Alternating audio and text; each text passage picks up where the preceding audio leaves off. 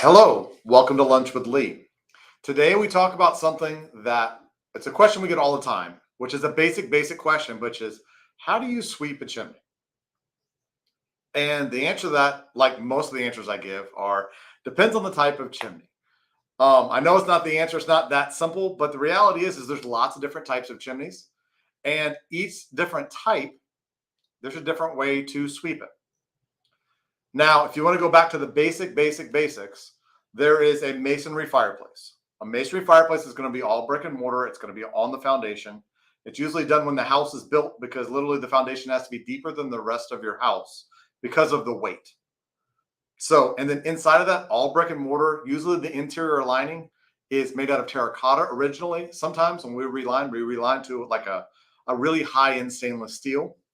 But those type fireplaces, there are a few ways to actually sweep them. And the answer is they are all okay as long as you do them correctly. But you go back to the basic, which is brushes. And usually it's a wire brush. And you put it in, and it's actually sized to the lining system. And you scrub. And at the bottom, you have a vacuum. If you're doing this correctly, you have a chimney specific vacuum that has special filtration so that you don't spit the soot right back out into your house.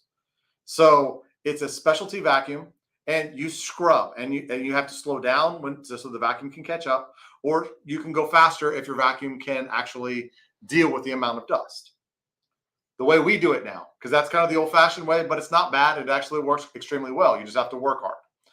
The way we do it now is it's hooked to a drill, and it's a brush that spins, which it can spin faster than a human can actually scrub.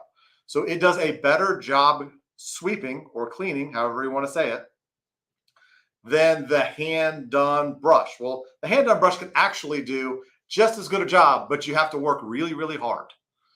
So, but you spin it, it goes around, literally a little brush becomes big, and it custom sizes to the interior of the lining system, and it cleans out all the creosote, soot, all those flammable items to get them out. And the same thing at the bottom, but you have to be a little more careful now because when you spin that drill, it spins fast.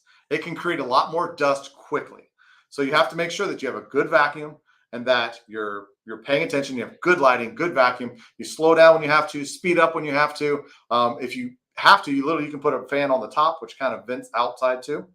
So those are the two ways. Now, if you don't maintain your chimney correctly in that situation, there's something called glazed on creosote. There's level 2 and level 3, but there's types of stuff you can get on the inside that if you don't clean it out when it's soft and kind of powdery, it can turn into a glaze or sticky tar, and no amount of brushes can actually brush it out.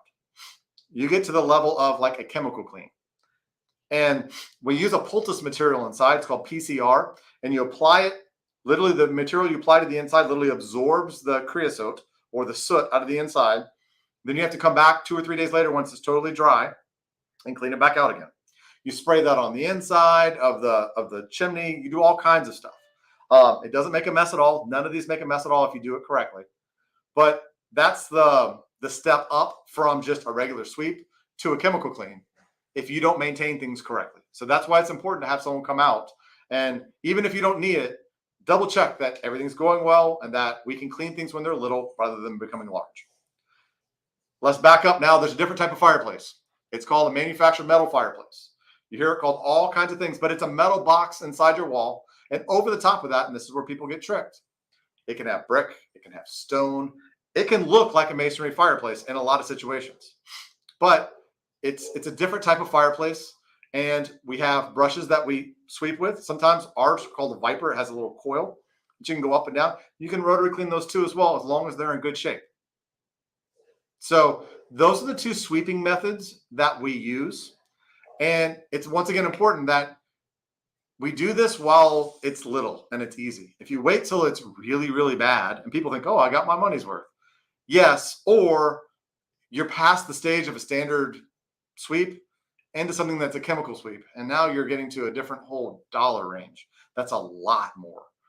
And it's more days. I mean, because doing a chemical sweep involves maybe a half to 3/4 of a day at the beginning, 3 days, and then a half to 3/4 of a day again. So you're at a day and a half's worth of labor instead of something that was normally somewhere between a half an hour to 3 hours max.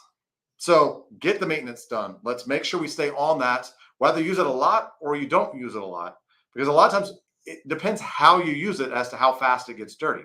So if you're using wet wood and it's sort of smoky and it's not real efficient, you're going to get to that glaze much, much faster than someone who has nice dry wood with a fairly smokeless fire that burns.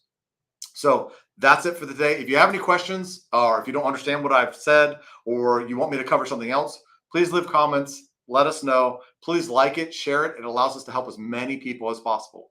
So I really appreciate it. Thanks, and we'll see you next time.